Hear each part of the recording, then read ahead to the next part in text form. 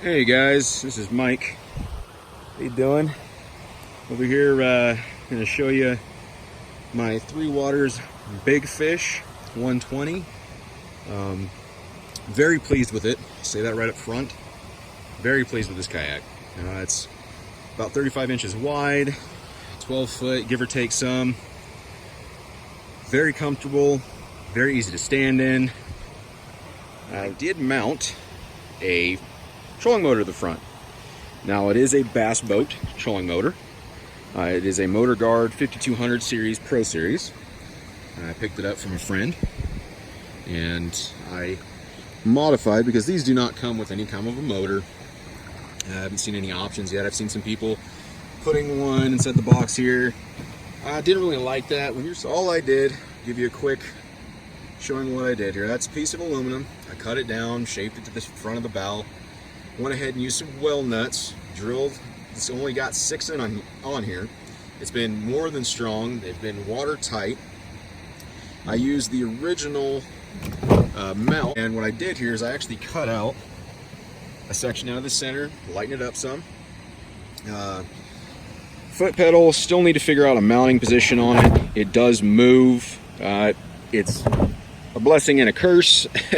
In any kind of wakes or whatnot, it will move around on you. If you're getting hit, if you're pretty rough waters, it will push it around. You got to figure something else out on that part.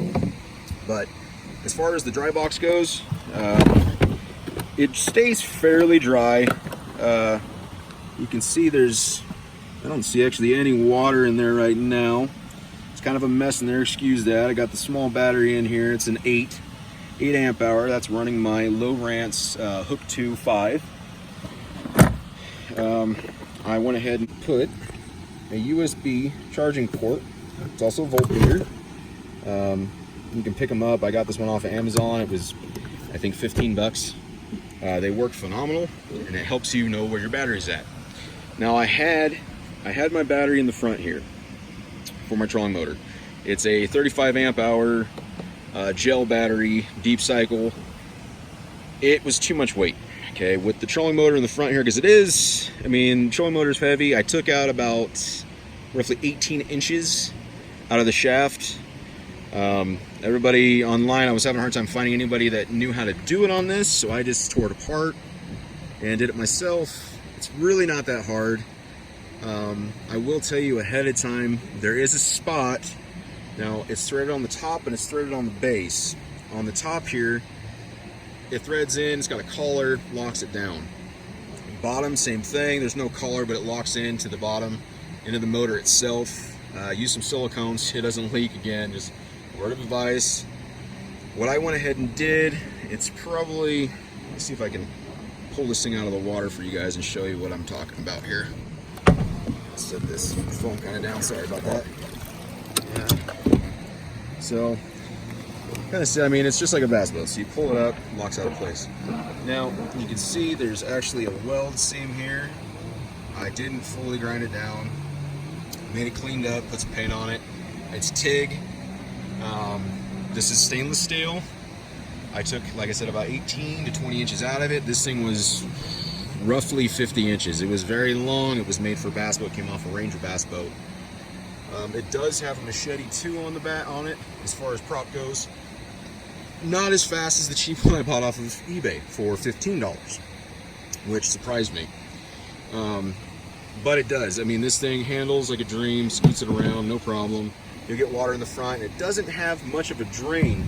The only drain that this thing really has in the far front is one small hole that it's kind of a double use. It's made for your transducer wire to run down through, and it also has a scupper.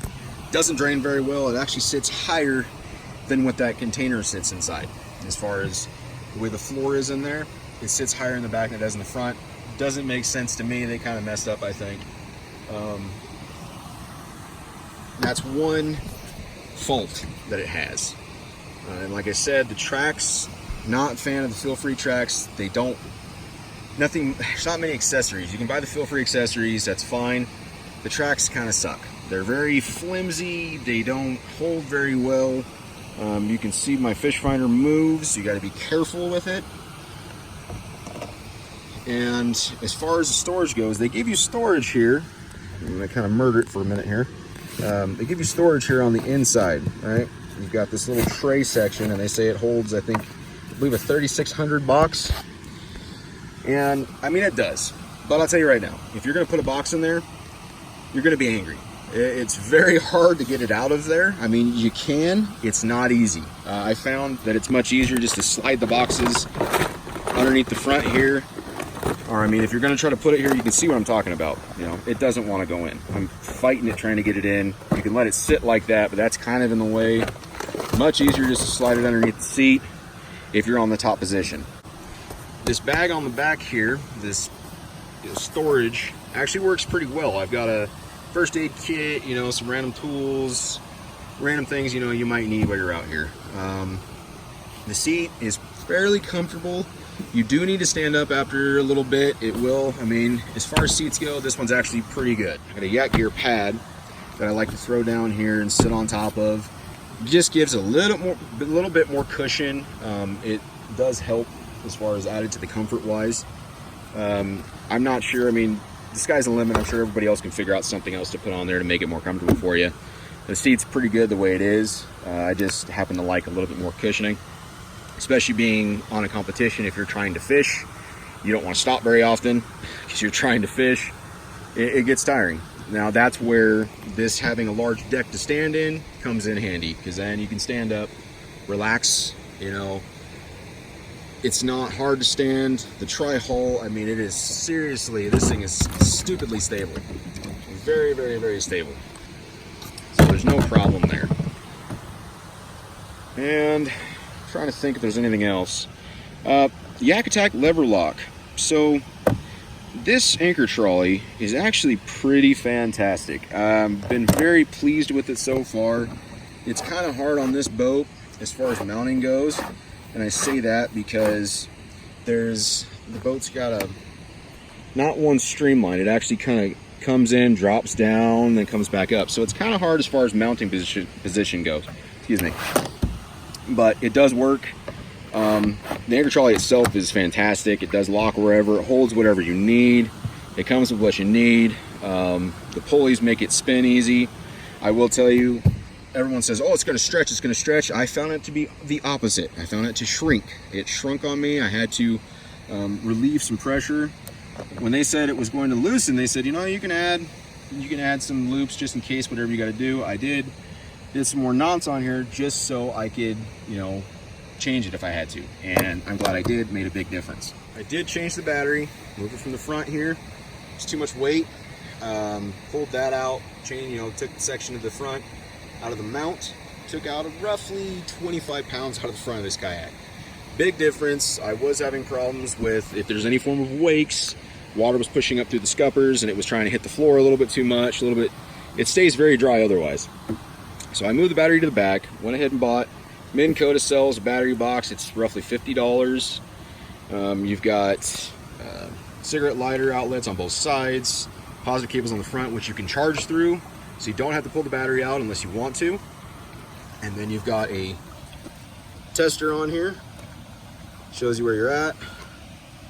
You know, it still shows full. It's not quite 100% full, otherwise I would do close to 5 miles an hour. And it's also, I think, that prop. You've got breakers. You have a 10 amp for the cigarette lighters and a 60 amp for the trolling motor, which is fantastic. I actually already have a fuse inside the box that I put in there myself, which works great. Got plenty of storage. The back here, I hardly ever use the back storage here. I'll use it for an ice chest or my tackle box, my full-size tackle box. You know, I usually just bring some of the 3700 trays. I went ahead and mounted a removable stern light on here. You got to have one for as far as competitions go. Now, for bads, if you're going to choose the bads in this, I will tell you right now, these feel-free tracks, they suck. They flex too much. Half of the attachments don't fit from other companies. Yak Attack's got the better one. If you're going to buy one, buy Yak Attack. They have much better track system. I bought the actual mount here. It's the Unitrack plate for this. It's got 2 locks on it. I bought it for the fish finder and whatever else. It didn't work. They said that you have to buy, after you buy that, which is about $40, you have to buy another mount to mount to that, to mount to your fish finder.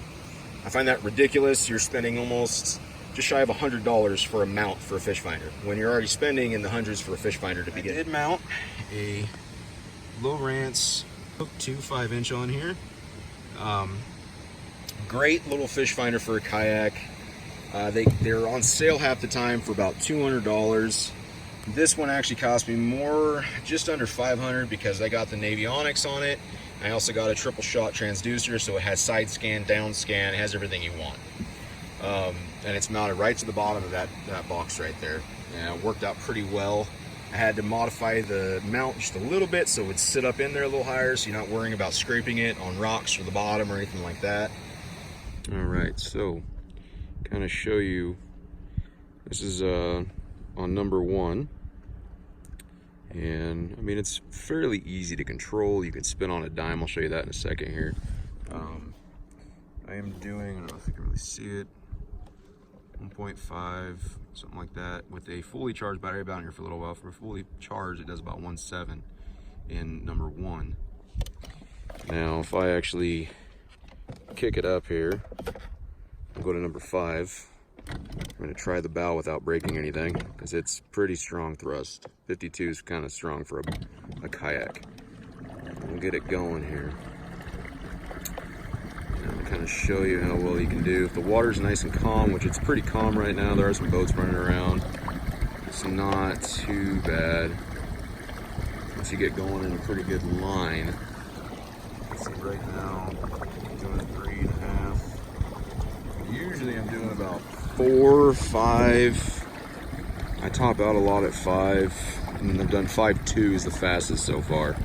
There was no boats, wasn't fighting anybody. Yeah, we're doing 3.5 right now. Not bad. I mean, the battery, I've been out here since about 6, and it's 9:30 now, and I've been driving around for a while, so I do it a lot, use it for trolling and whatnot. It does work. Props make a difference. I've noticed I got a Machete 2 on here, and it is not near as fast as another one that's actually a non-branded that I picked up off of eBay for 15 bucks. Yeah, see, right now we're doing 3.8, and I mean, it gets going. It's a little bit easier when you don't have any kind of wakes and you have a full battery. I mean, it's not doing half bad. 3.8, 3.9. I'll show you as far as turning goes. I'll turn this way down because number 5 is very strong. Now, you can't, I'm not sure how well you'll be able to see that. You can see the arrow on top spinning around, okay? I can turn this thing to the right, and I mean, you can kind of get an idea of how fast I'm turning. I can do a very, very quick circle. Makes it very nice for shore fishing. If you want to just butt up to something, you can sit there and spin around, put your nose wherever you want. You can go backwards, and it pushes you backwards pretty well. I mean, I've been doing it for a while, just messing around. I mean, just like you would do a bass boat. And I'm out here, like I said, on beautiful Cherry Lake, and it is, I mean, it's gorgeous right now. Caught some fish already this morning. I mean, just, yeah, hanging out. You kind of see how well this thing does. Hope you enjoyed my video. If you guys have any questions or comments, please feel free to do so. I will answer you. Like it, subscribe, tell people about it. If you guys have anything you want to see me do on a video, ask. I'll do whatever I can, as much as I can. I hope you guys get out there and enjoy it and do as much as I do and do more. And God bless you, and God bless America.